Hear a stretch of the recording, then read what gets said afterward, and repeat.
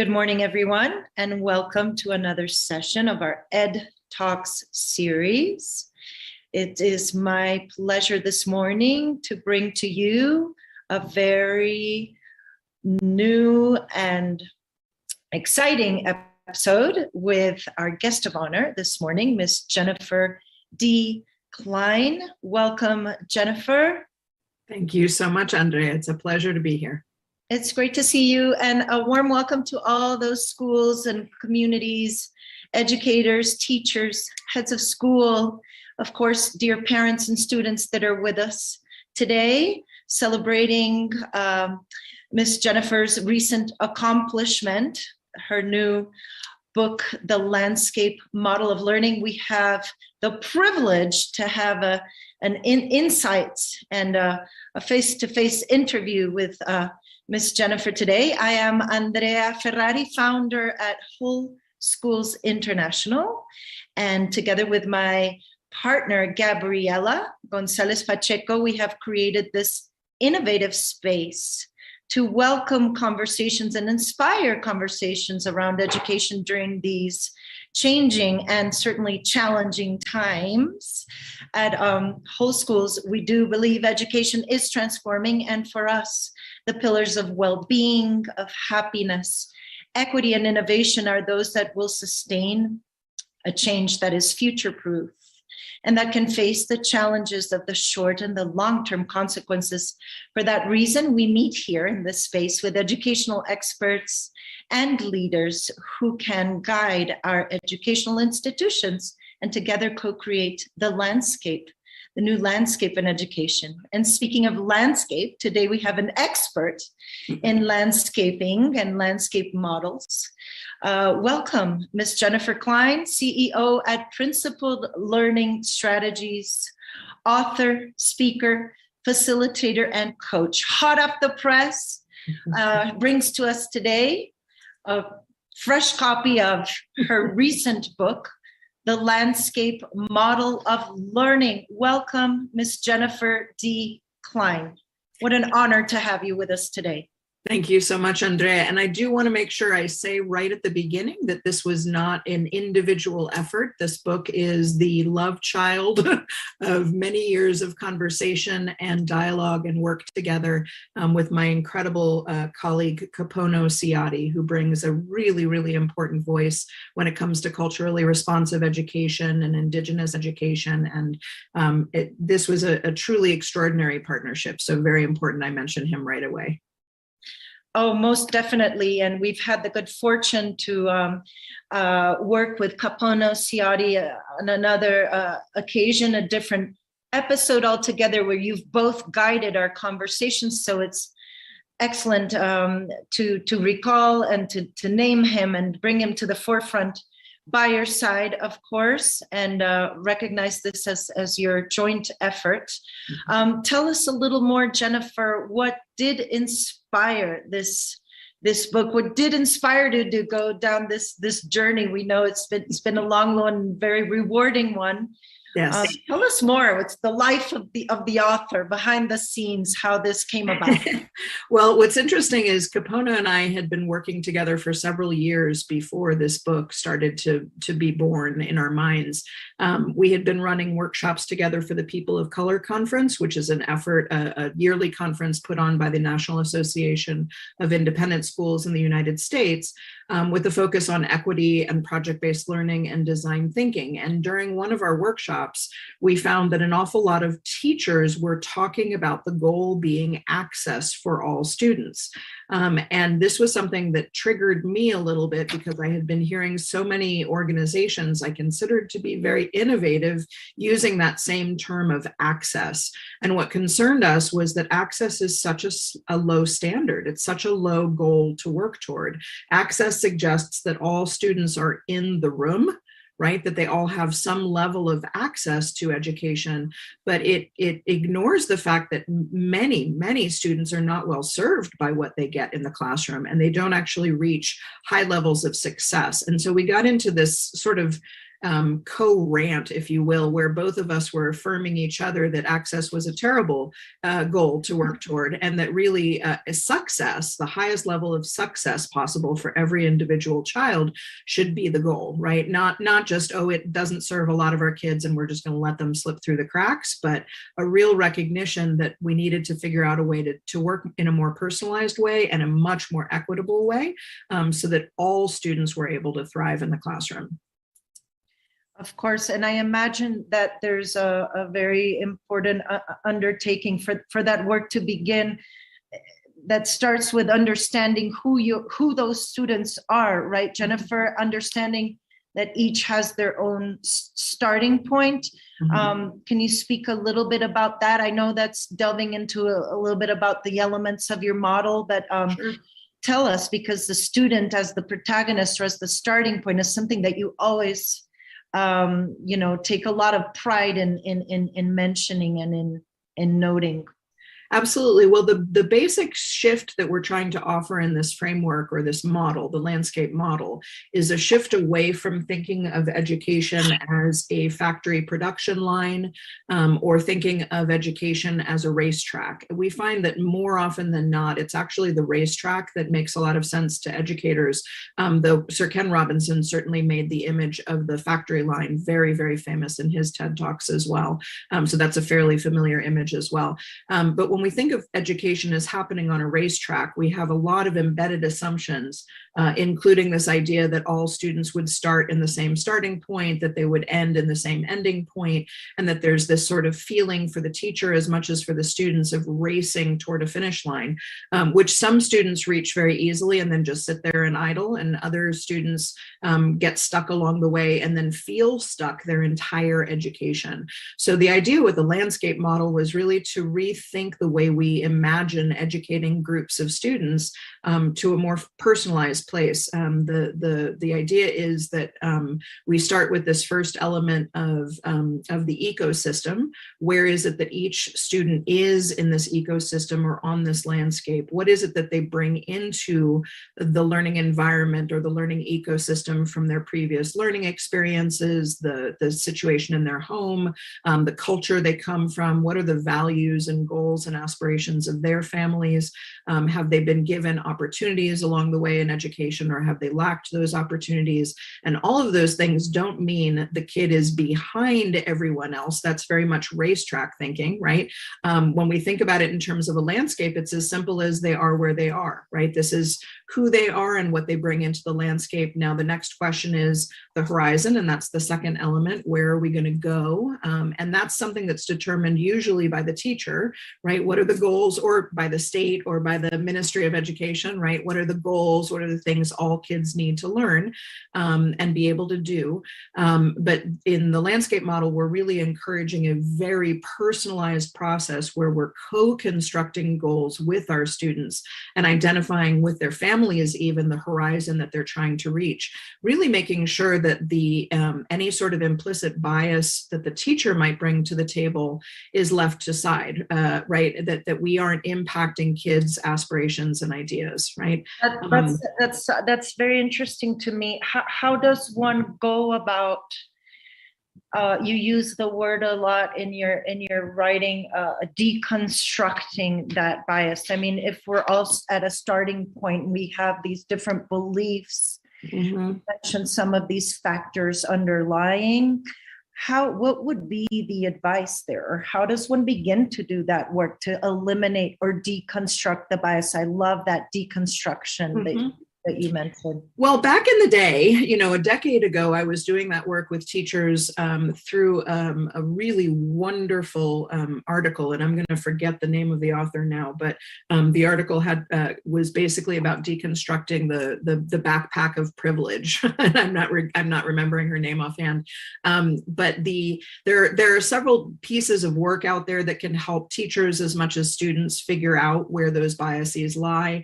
I think particularly for teachers, they're going to need some pretty explicit training so that they can start to recognize those biases. And we tell several stories in the book about the way the bias can impact. One of the most famous stories around is that of Dr. Mae Jemison, who ultimately became the first African-American astronaut to enter space in the world's history, but who in her kindergarten classroom announced that she wanted to be a scientist and was told, and this, little Black girl, right, told by her white teacher, no, you should really be a nurse. I think you mean you want to be a nurse. And Mae Jemison, even at 5, had the strength of character to put her hands on her hips and say, no, I actually mean scientist.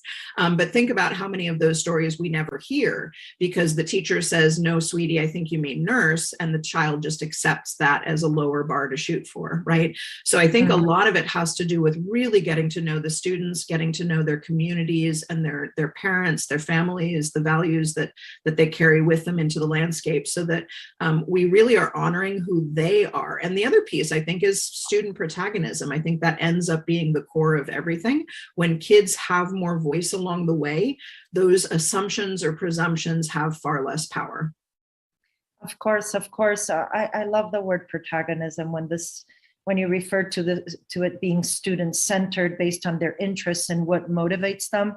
Right. I think before I forget about that deconstruction bit and taking biases away, the most dangerous thing about all that is that it inevitably lowers the teacher's expectations coming in, right, of the students. And how dangerous is that? So I was wondering if you've come across a specific way that when you say that you want teachers to challenge students appropriately and to honor who they really are, is there a way that is there a starting point where teachers can use a diagnostic, or how is it that they begin to understand who the students really are and really be able to honor them? Yeah, well, so we actually provide, I think it's 11 strategies for understanding what the student brings into the ecosystem, another 9 strategies for plotting that horizon, right, and determining where it is that they're going, and then another 11, if I'm remembering correctly, that are for personalizing the pathway to get there, right? So the book is filled with strategies. There are a variety of different ways to do it. One of the most important is home visits, for example, really connecting with kids in their homes and seeing how they live and seeing how they've been brought up. I think that's one that we often skip over that's really essential.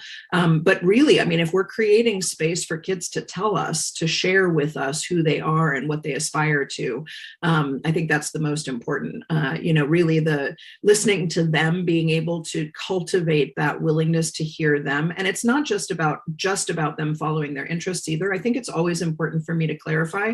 In this book, we worked very hard to make sure that teachers who are working toward state or ministry defined standards can also reach those standards still, right? So it's not, the kid who wants to learn about dinosaurs goes and learns about dinosaurs, and the kid who wants to learn algebra learns algebra, right? We know that we still work and live in a system or systems around the world where there are very specific expectations of what the outcomes of education should look like. But let's also be clear that we have been working for over a century now in education on a pretty deep myth, and that is the myth of the well-rounded student. And it's something that we address in the book as well.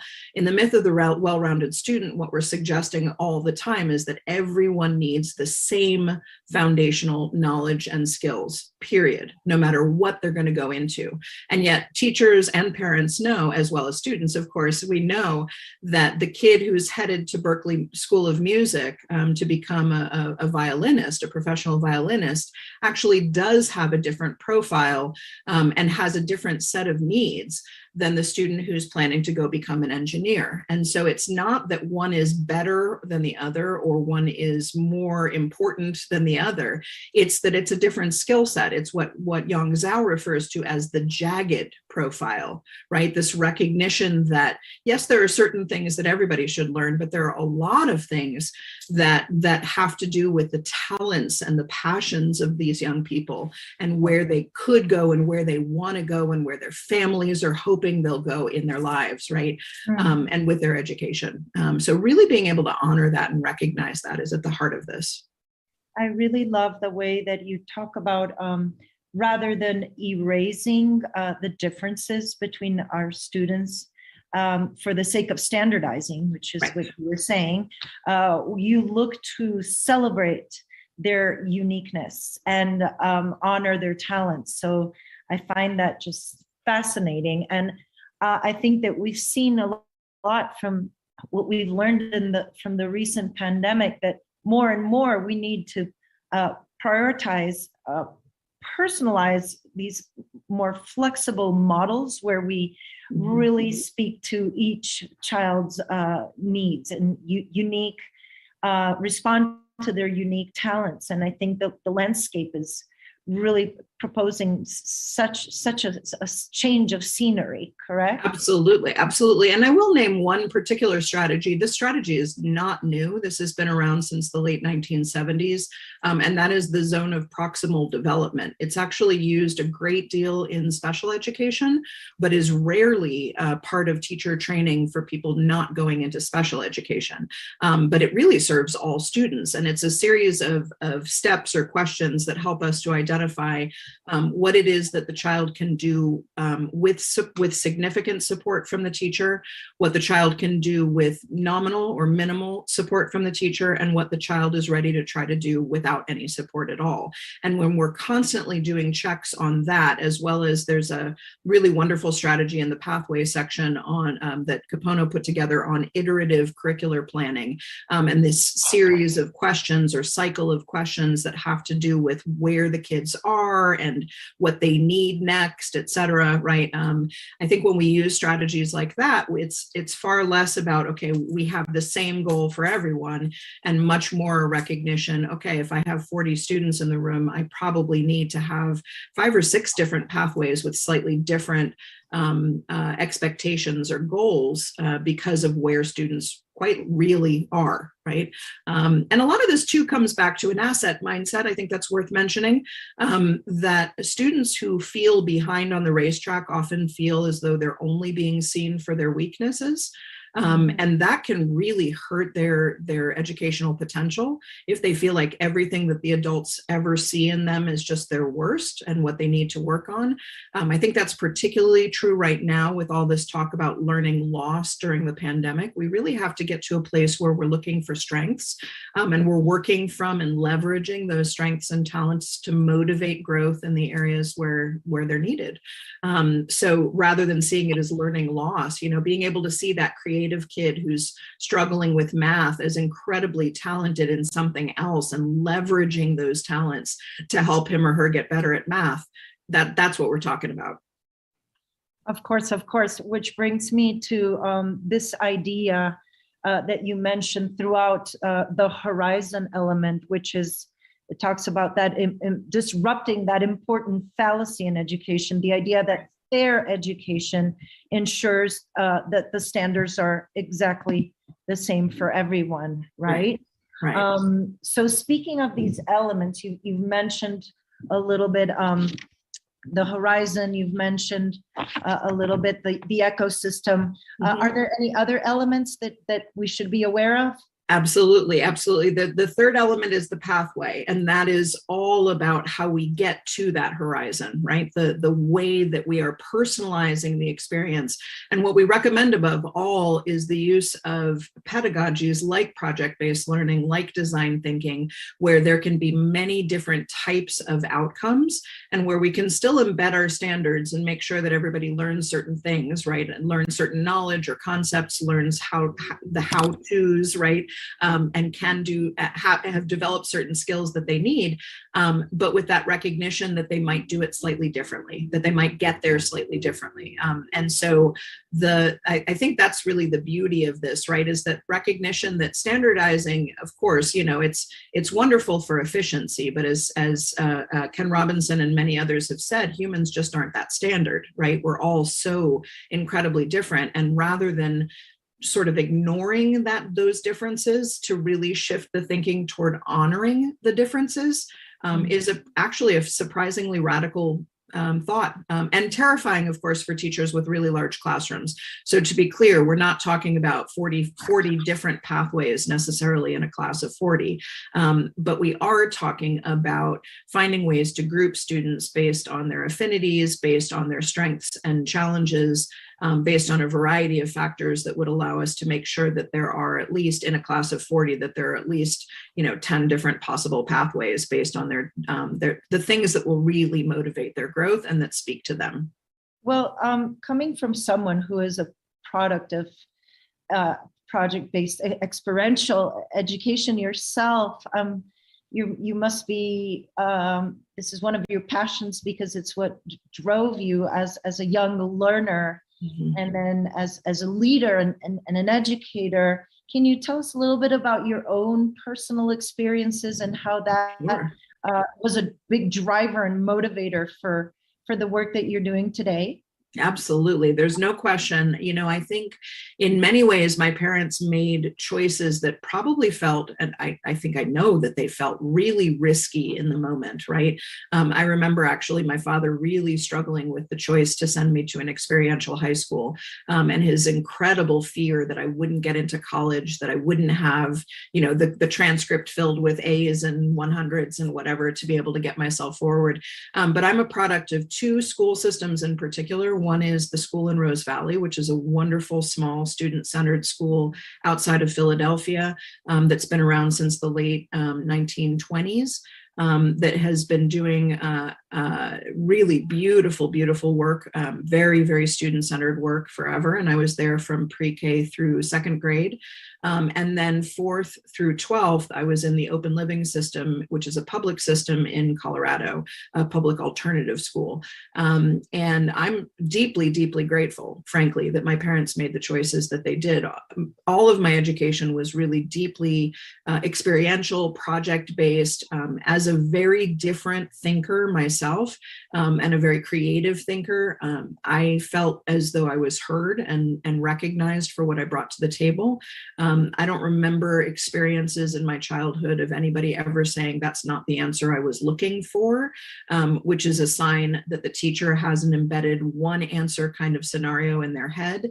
And that's really tough on different thinkers, right? That wasn't the answer I was looking for. It happens to me occasionally at conferences, and I generally leave the session when that happens, because it feels so much like an affront to the way I think. And so I think, yeah, I definitely channel those experiences with everything that I do. Some of my most important mentors still are people who were part of that educational system and helped me to see education, that not only helped me to grow as a human, but then as I became a professional educator, their ideas and their philosophies became the foundation of what I do today.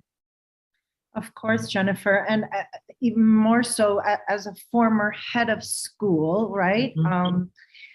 With extensive international experience, you can relate culturally to so many different backgrounds throughout Latin America and beyond. Tell us how you envision what impact will this model, this landscape model of learning, if effectively adopted and adapted, would have in our school systems. If you can talk about maybe a little bit, would you envision for the short term, but maybe more longer term goals for what implications it will have for our school systems? That's a great question. And given that this, it's in print as of last Friday, so it remains to be seen in a lot of ways, right? What the long-term and short-term impacts will be. We're certainly very hopeful that we will see some significant changes and shifts. I think there are definitely some real possibilities of shifts that are connected to the power of rethinking all of this standards work that we've been doing around the world, right? Not that I'm suggesting, again, I'm not suggesting that there aren't certain things that we want all students to know and know how to do, but a shift toward a less content-oriented and more conceptual and competency-oriented curriculum, I think, is one of the things that we hope to see in the long run. We would certainly love to see fewer standardized exams being thrown at kids around the world, particularly those really high stakes ones that have the potential to, get them into university or not, that kind of thing. I think there's in a lot of ways, what we're talking about, honestly, is a sort of decolonization of education. And I say that not from a political perspective, sorry, very loud noise outside. I say that not from a political perspective, but from just a realistic perspective that we have exported a form of education around the world that is very standardized, right? But indigenous ways of thinking about education, older ways of thinking about education, even the one-room schoolhouse of 100 years ago, and still existing in many parts of the world, these were frameworks that actually were far more personalized.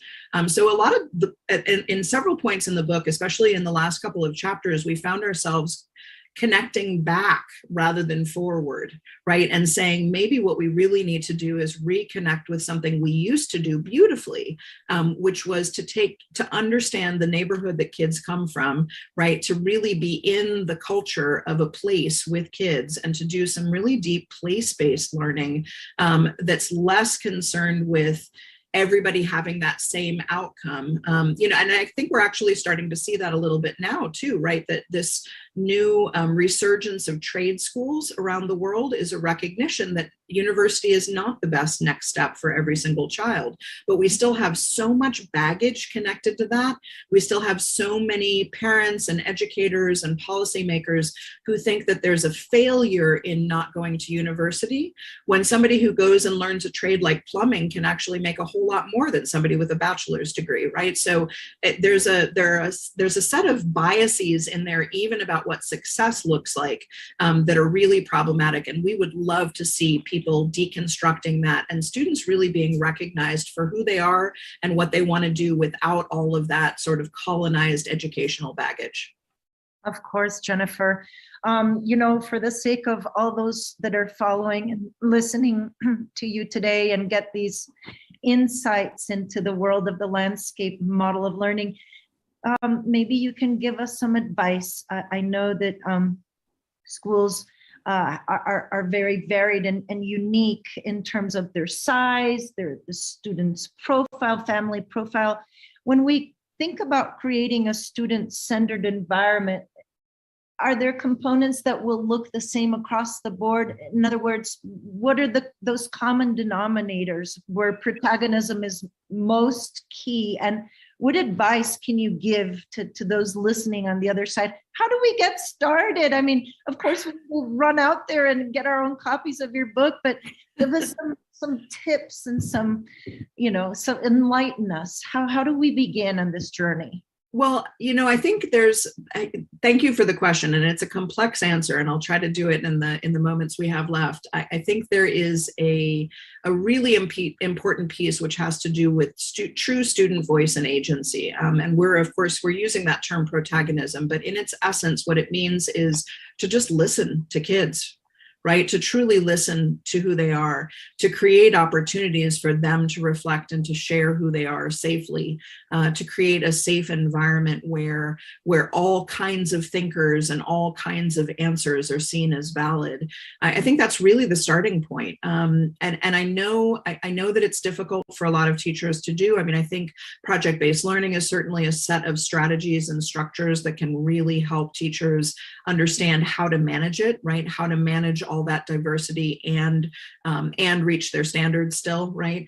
But in its essence, really what we're striving for is what we're referring to as inclusive prosperity, which is this idea that, that every student has skills to bear, every student can reach success, but that success may look a little bit different. So I think when we stop comparing students to each other, when we start thinking more creatively about the many, many different pathways that we could take to reach a given set of goals, and when we start really listening to kids, more than just that tokenistic voice of, we have a student council, we elect them every year, but we don't actually listen to what they say, and moving toward a much deeper, more true sense of agency and voice where what kids have to say matters. And it's not because we're trying to spoil them or trying to turn them into young people who, think their ideas are the only thing that matters, right? We're also teaching them to collaborate and have humility and appreciate and honor the ideas of others.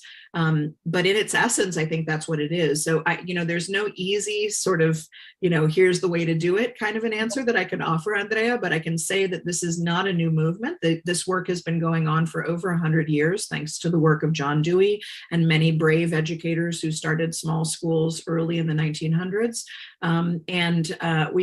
We've got models out there. It can happen. So we just have to reconnect with that and have some courage and be willing to shift some paradigms. Oh, Jennifer, thank you for those words of you leave us with so much inspiration. Thank you for reminding us of what is essential and that amplifying student voice, bringing them back to the center, that treasured idea that they have that honorable place. They are the ones co-creating their future. And I love what you said here about that the future of the world begins in our classrooms. I mean, how inspiring is that, Jennifer? Really, congratulations on your accomplishment, on your landscape model of learning. To you, to Capono, a huge applause from us over here at Host Schools, from Gabriella, who sends her regrets. She's under the weather today, but she's sure to enjoy listening to us at a later time. Thank you, Jennifer. We'll be following very, very closely in your process and looking at the impact that you're creating. Thank you for giving back so much of your experience, your expertise, and guiding our communities today. It's my pleasure. Thank you, Andrea, for inviting me. And I'm just sorry Capono couldn't join us, but I know he's thinking of us on an airplane someplace, and excited to engage at some point later on if you can make that happen. So thank you again, really. Most definitely, there will be other times. The best is always yet to come. Thank you, Ms. Jennifer D. Klein at Principled Learning Strategies, author, speaker, facilitator, and coach. Thank you. Thank you. Thank you. Thank you.